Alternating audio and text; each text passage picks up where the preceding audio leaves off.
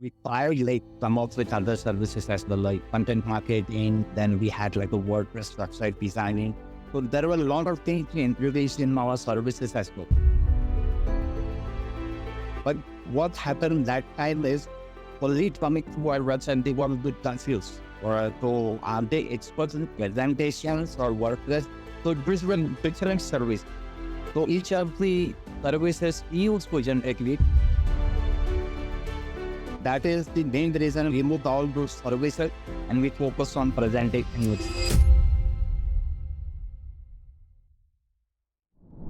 Hello, everyone, and welcome to the Fully Managed by Penji podcast, the podcast where we discuss marketing and business tips to help assist you on your business journey. I'm your host, Shannon, Penji's partnership coordinator, and I'm joined here today with a very special guest, Jiten Surve, co-founder of SlidesIQ. Thank you so much for watching today, and I hope you enjoy the episode. All right. Thank you so much for coming on with me today. Could you please tell us a little bit about you and your work? Yes. I am Jiten Surve. I'm a co-founder at SlidesIQ. We are a presentation design agency, and I look into sales and digital marketing of our company. And we have started this company 8 years back. The main reason to start this company was there were not many presentation design companies which would support companies, B2B companies, where they can get like proper visual and creative presentation. And then we form a company, and we are a team of like 8 designers and 4 salesperson, and all of them were working previously with Cisco. They were working on the presentation design for sales and marketing department. So we come up with an idea and we on with this company, and it's been 8 years, and we are delivering very best presentation for our clients. We work with Cisco, then Metro, then we also help startups with their investment mistakes. Awesome. So how have you been able to grow your agency from the start? So are you able to attribute anything to its growth or anything like that? The main reason when we started, there was no competition that time. And organically, we ranked our website, like as I'm SEO, like I have a SEO background. So I was working with as an intern with Deep Patel. So he is like a SEO expert. And I was working with them for remotely for their client projects as well. So it was very easy for us to rank presentation design agency or presentation design company on the top 10 position worldwide. So our strategy helped us to get a lot of clients because we were on the top 5 position. So that was the basically main strategy. And after that, there was a lot of competition in our business. So we come up with the AdWords campaign. So mostly we targeted companies which were based in US and Europe. So we can generate more revenue for it. Then that process also, because of a lot of competition as well. So we come up with the strategy. We started using Sales Navigator. And there were other strategies we used to have our team who can connect with the proper decision makers from companies. So this strategies were focusing to find out the main people from the companies who into outsourcing presentation. So that was the main thing. We generated a lot of clients, and currently as well, that is working for us. So we have 3 channels for our lead generation. For organic, then Google Ads, then LinkedIn. So LinkedIn mostly primary. So as per the market, we have to change our sales strategy. So what was working 5 years before, it is not working right now. But shifting our strategies is get a lot of conversion for our projects. And mostly we don't work on one-time projects. So what happens when we focus on one-time project, then what happens the companies who have paid us for the subscription basis. So that resources is engaged with one-time project. So we targeted those companies who are looking for presentation continuous presentation work on the monthly basis. Okay, that makes a lot of sense. We also are a subscription, so base service, so that we have a similar structure to ours as well.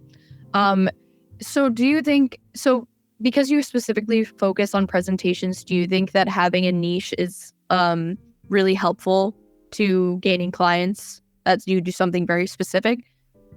Yes, niche is specific, like what happened, like we tried like some of the other services as well, like content marketing, then content writing, then we had like a WordPress website designing. So there were a lot of things to introduce in our services as well. But what happened that time is the leads which were coming to our website, they were a bit confused. So are they expert in presentations or WordPress? So these were different services. So each of the services we used to generate leads, but our primary business, like our expertise were in presentation designing and this day. So that is the main reason we removed all those services and we focus on presentation itself. And most of the companies start looking for presentation design, and they want some agency who are specifically focused on presentations. That's really good. So that makes a lot of sense, because I know that a lot of agencies struggle to find their niche, and that is at their downfall, kind of, because they're doing too many things at once. So I think that that's really great. Right. And so other than having a niche, what is your strategy for obtaining clients, do you think?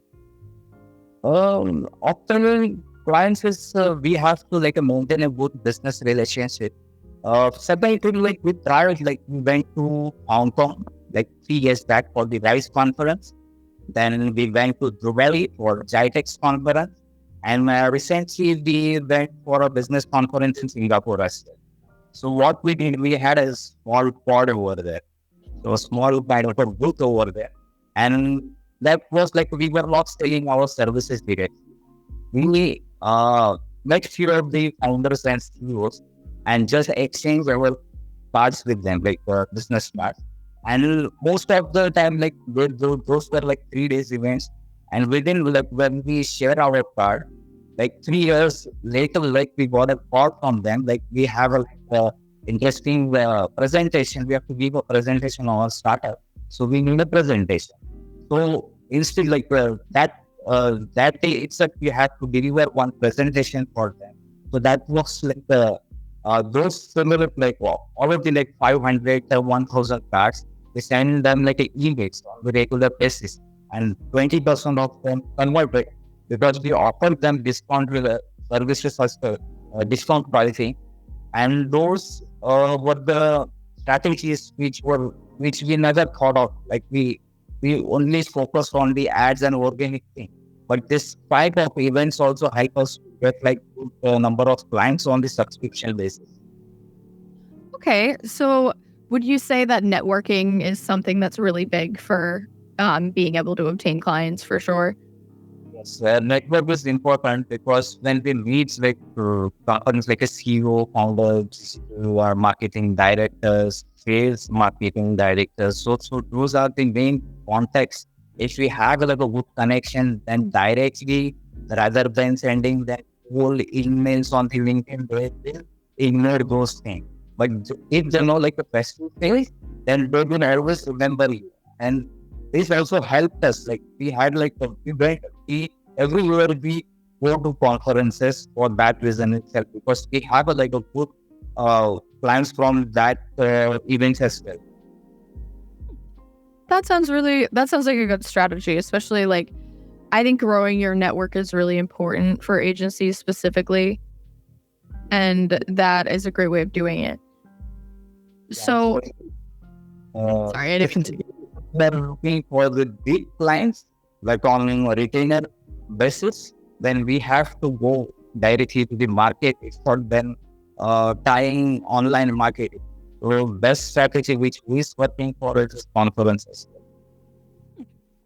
All right. So if you do have a prospective customer interested in your business, what is I know that you also, I was looking at your website, that you also help other businesses with their proposal process, but what is your proposal process? How do you get them to become a client? Well, first it starts with the basic, like mostly like if organic, like most of the leads come directly to our website by filling the form itself. And then we don't actually send them quotes immediately, or we don't tell them like this slides will be cost you this particular amount. Instead of that, what we do is we do sample work for them. So for example, they have like 30 slides in one presentation. We do 3 slides. Starting with 3 slides, or our choice of client don't want this particular slides to be designed. We do it free of cost. And after they like those samples, then we send them code. And after that, like the process is simple. Our account manager and sales people, like they send them invoice and for you upfront. And that's a simple process when everything is done to our CRM. Okay, I think that's a good way of doing it, having a sample provided. I think that, yeah, like if they don't like what you did, then you can just start over, but you didn't do the whole project off the bat. That makes a lot of sense. So what do you think people shouldn't add for their proposal or their draft for some kind of work? Most of the businesses, like there were like 20 to 25 companies in same niche, like presentation designing, 5 years back. And we, like 8 years back, we started them from, like we are based in India. So right now there are only 3 or 4 agencies in presentation designing. But there was a time when many companies came up with their services for presentation design. The problem with them was they were not delivering like the quality. Most of the things were outsourced to the freelancers. So that was the main impact. The quality which clients were like, say like European or US clients required. If we outsource project to someone who is working like in Photoshop or graphic design experience, he cannot do that presentation because presentation completely different. Like it's a vector-based application like PowerPoint. So that was the main thing. Our creativity was being important, whether it's a sales presentation or product launch presentation. We used to come on with wireframes for those presentation, like the 3 samples of creative output. And upon that, they used to select one and then we continued those presentations and completed it. Okay, so you dedicate more time to each project instead of like there are few companies who will accept the project and take up front, and then after that they design presentation of what will be a lot of rework as well. And if the client is not satisfied, he won't recommend to any other company. So we have like 2 or 3 examples. Like there was one company, the CEO of that company was working with X company, then he went to Y company, and then he went to Z company. But still, he's not doing it. So what happened when we maintain a quality of relation, he will also refer his companies again. That makes a lot of, like, that's good. That means that you're a peg above the rest in the competition. That I feel like that is a testament to the dedication that you put into creating drafts, because you did say that what you do 3 different types and they pick like where they want to go from there. I think that's great because I know like a lot of people are very particular in how they want things. So it's nice that you're not dedicating too much time to going all the way and doing a type of thing. It's good that you're doing like examples. I like that a lot. So now that you have a customer, what are some tips that you would give in communicating with your clients well? Before we accept any projects, we want our clients to understand that if you have like a lot of content on your slides, that won't create an impact when you give a like presentation to your particular audience. So you should always have like content and copywriting are 2 different points. So you have to have a great content which has a good copywriting it. Less content and good visualization would help your audience to understand the presentation. If you have like 3-4 paragraphs, the designer won't understand how to visualize those content. So less content and more graphics, it is good for a presentation. So that is the main thing. And each client want to have like those content rewritten, then we help them with those things as well. So, how important is referrals in your business, do you think? Well, referrals are very much important. For example, a North Star event. So it's basically for the startups. So if you have any one referral of like a one contact, like such an example as an investor. So investor is a person who invests in many startups companies. So if you do a better pitch deck for that client, he will refer you to another customers as well. So we get a lot of referrals as well from investors as well, event organizers. How are you able to kind of ensure that you will get referrals from clients that you've already had? First of all, we get good testimonials from them.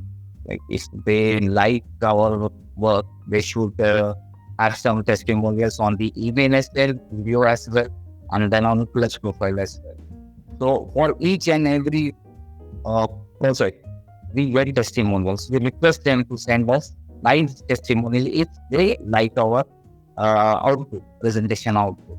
So from that, what we do is we have a different strategy in sales as well.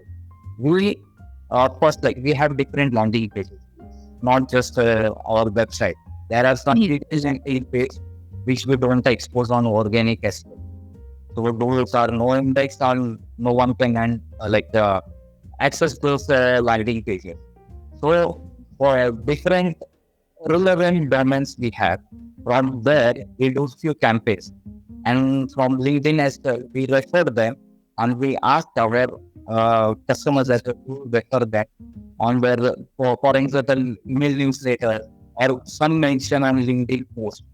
So once they post it on their LinkedIn, then chances of getting referrals is high, on the higher side. And most of client doers like to do that, like posting on LinkedIn or Instagram or their other social media. I think that the multiple landing page strategy is actually really good. That's actually something that we do as well. I think that's a great strategy. I like personalizing things for people. I think that that's like a great strategy for making sure that people feel catered to, especially like if they're different markets or different niche businesses that you're working with. So do you have any specific system or strategy within customer onboarding, or at least like how you communicate with your own team for kind of catering to each individual customer? We are using our CRM for our systematic planning.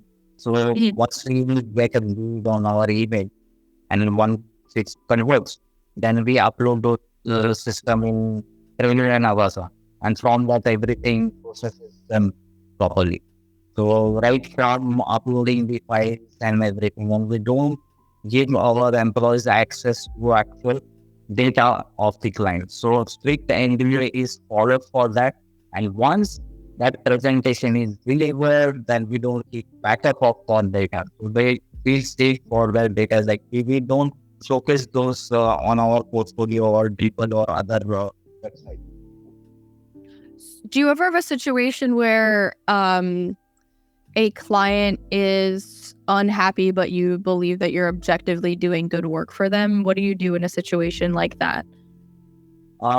In that situation, previously we had 3 years back, we had one client, and he had a lot of expectation from us as he was happy with the samples we have delivered. But the final product or presentation, he was not at all happy, and he was asking for the refund as well. So what we explain him, like if you are not happy, we will give one more try to your presentation. Until you are happy, we want to deliver. Like money doesn't matter for us. If you want, you can return your own option, and we will still work on your presentation. And once you have, you can pay us. And that we use our business strategy. Like the person who was working on that project, we brought like a fresh point for it, visualizing thing, and then we completed the presentation, and then deliver it, and he was happy. So there was so he was that much happy. Like next time, next month, like if he had any presentation, he used to mention that don't send this presentation to the first designer. I would love to work with the second designer. So we were happy, like they are giving us feedback as well. Okay, that's really good. I think that it's hard when you think you're doing good work and that you think you're on the right track, and then someone's unhappy with like the final product. But do you, in this situation, how do you ensure that a customer is happy without overworking your own staff? Okay. So sometimes what happens, it's become very difficult to service the client. But whatever happens, we don't want to make our clients feel that we were working on his work, or we don't want to make him angry as well. But one negative review would spoil your brand image as well. So we always take care of those things. Our account manager will be polite with them, whatever it may happen. Like whatever language is used by the client as well. So that is the first policy. Client comes first. If he is happy, then our business will grow. Otherwise, it won't grow. So that is the main thing we focus. And we give them, like we mentioned, like 2 or 3 revisions are mentioned in our package as well. But if that particular client is not happy, we give them like an extra round of revision for them. Okay, all right. So that's really good. I mean, at least I obviously think customer satisfaction is something that should be really important for any agency, but I know that sometimes it's very difficult if you're on the smaller side and you're working with other clients and you're continuously trying to make a specific client happy, and like you feel like you're putting too much work towards them. So it's good that you have a balance, but you're still trying to please them. So that is actually all we have time for today. So I just wanted to say thank you so much for coming on with me today. And I think that you provided a lot of insight on your specific niche that you do. And I really appreciate that. Yeah. Thanks a lot, Shannon. It was a pleasure for us. Thank you so much.